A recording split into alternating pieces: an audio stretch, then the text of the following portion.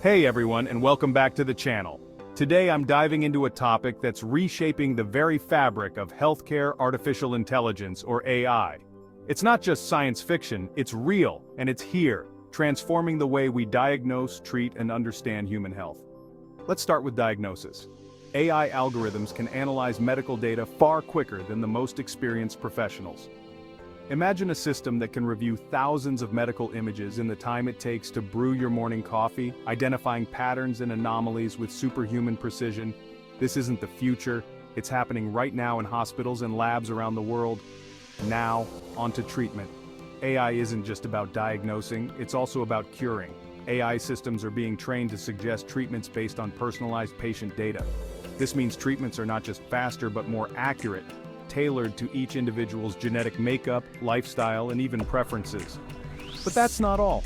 AI is also playing a crucial role in drug development. By predicting how different chemicals will interact, AI is slashing years off the drug development process. This could mean quicker responses to global health crises like pandemics. However, with great power comes great responsibility.